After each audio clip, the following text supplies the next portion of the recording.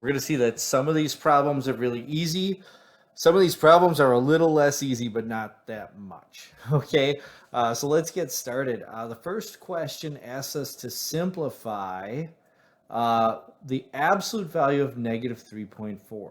And I know that absolute value is really straightforward when it comes to solving. Now, I can think of the in terms of distance on a number line, but really all I have to do for a negative value in absolute value symbols is change it to a positive value. So within my absolute value symbols, I'm going to have 3.4 when I simplify.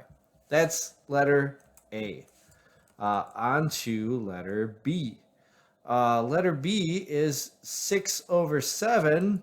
The absolute value of 6 over 7, well, 6 over 7 is already positive, so the answer is just going to be 6 over 7. It's going to be the positive value of whatever's in the absolute value symbol.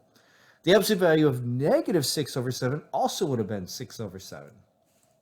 Letter C. Okay, now we have to treat the absolute value symbol as a grouping symbol. And this one's going to be a little bit more complicated. So I have to do whatever's inside the absolute value symbol first. And in this case, inside my absolute value symbol, I have 14 plus negative 22. That's the same thing as 14 minus 22, by the way. Or the other way to do this is the way that we learned to add real numbers. I have two numbers with different signs, 14 and then negative 22. I'm going to find the difference between the absolute value. 14 minus 22 is, let's see, I have to do that in my head here. 14 minus 22 is going to be negative 8. And then I have to take that negative 8 and think about it a little extra. Which value had which of these two values had the greatest absolute value, 14 or negative 22? Well, negative 22 has 22 as an absolute value. 14 is just 14. So the 22 has the greatest absolute value. That means I have to keep the sign of that number, negative. That means that my response here is within my absolute value symbols is negative 6. And I have to take the absolute value of negative 6. Well, that's just going to be 6. Okay, so that was a lot of steps for something that didn't really have to be. You could probably think through it faster than I worked it there, but I worked it very thoroughly according to the rules we learned in our assignment. What you have to do is find the difference first within the absolute value. Actually, find the sum because it's 14 plus negative 22, and then take the absolute value of it. And letter D is an important one as well. Letter D, I have to do what's inside the absolute value symbols first. Well, within the absolute value symbols is simply 7 plus 16. So I have a negative on the outside of my absolute value symbols, but I have to simplify what's inside my grouping symbol, my absolute value symbol first. 7 plus 16 is simply 23. So I have negative the absolute value of 23. What do I do next? I have to do what's inside my absolute value symbol and get rid of the symbol, get rid of the grouping symbol. So I have negative, and then the absolute value of 23 is 23. The answer is just negative 23. Notice the negative on the outside of the absolute value symbol stayed there. If it was inside the absolute value symbol, it would have gotten simplified away. But because the negative was on the outside of the absolute value symbol, the way this problem reads is the opposite of the absolute value of 7 plus 16. The absolute value of 7 plus 16 is 23, so this reads the opposite of 23, negative 23. That's the answer for D. All right, letters E and F are ones where I just have to find the sum. Letter E is pretty straightforward. Why do I keep typing 3? There we go. E. All right, negative 23.4 plus 18.72. I'm going to have to think this one through a little bit. Let's see, they have different signs, so I need to find the difference between them. And the way I'm going to do this, I always like to do the first one and the second one, the difference between the absolute values. So this is going to be 23.4 minus, and I'm just going to try to line everything up here, minus 18.72. Okay, just knowing what I do about subtraction, I know that I have to put an extra 0 as a placeholder here.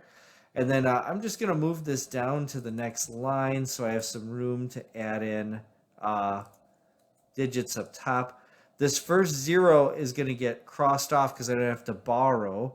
but let's see, I can't borrow. Let's see, I'm gonna have to borrow from the 4, so this 4 is gonna be changed to a 3 actually. This 0 then is gonna become 10. 10 minus 2 is, let's see, underneath here, I'm gonna write 10 minus 2 is 8. Okay. Let's see, just to make this look more like a subtraction problem, we're gonna do that. So now this 4 is crossed off, and I'm using the 3 up above. I'm going to have to borrow from this 3 as well. So that's going to become a 2 up there. Let's see. Can I do that better? I'm going to put the 2 one digit to the left of that. There we go. Okay, so then this becomes actually up here a 13, not a 3. I'm just going to do it like that. 13 minus 7 is 6. So I'm going to write a 6 down here. My decimal point comes down. Now I have 2 minus 8, but I can't do 2 minus 8, so I'm going to have to borrow once again.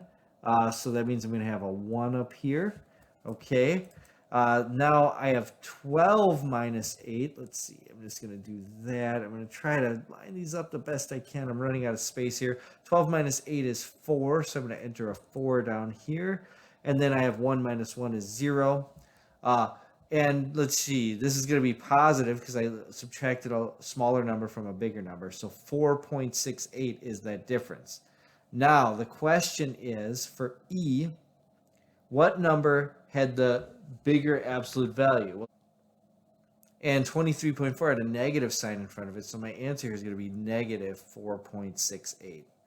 All right, let's do letter F. That one seemed like kind of a disaster to set up, but it worked out. F is going to be a little bit easier to set up. Kind of. Kind of. All right, so here I have two fractions. And same rules apply. I need to find the difference. Oh, no, hold on. Since these are both negative, these both have the same sign, all I need to do is add the absolute values and then keep the sign of the original. So I'm going to add the absolute values and then keep the negative sign. So what is this going to be? 2/3 actually becomes 4/6. So 4/6.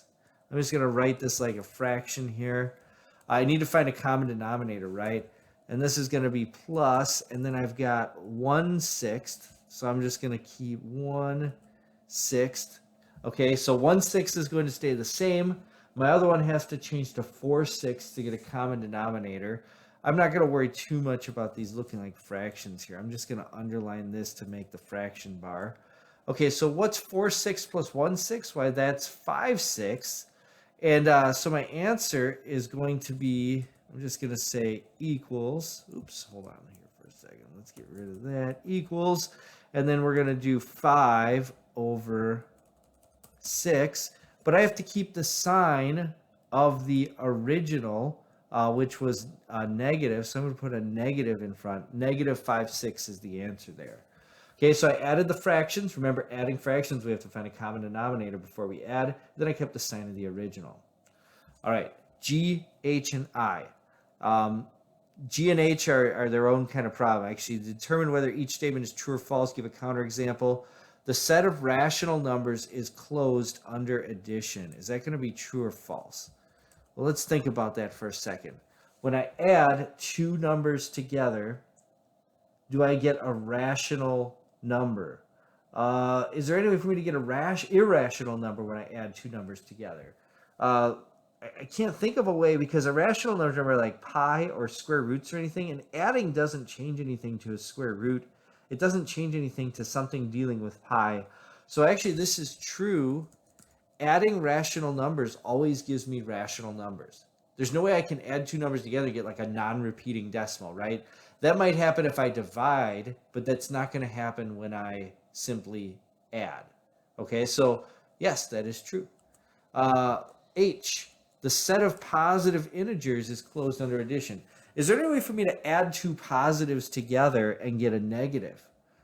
Well, I'm thinking back to the example with the tiles. There was no way to add two positives together and get a negative, because positive tiles, when I count them up, they're always going to be positive.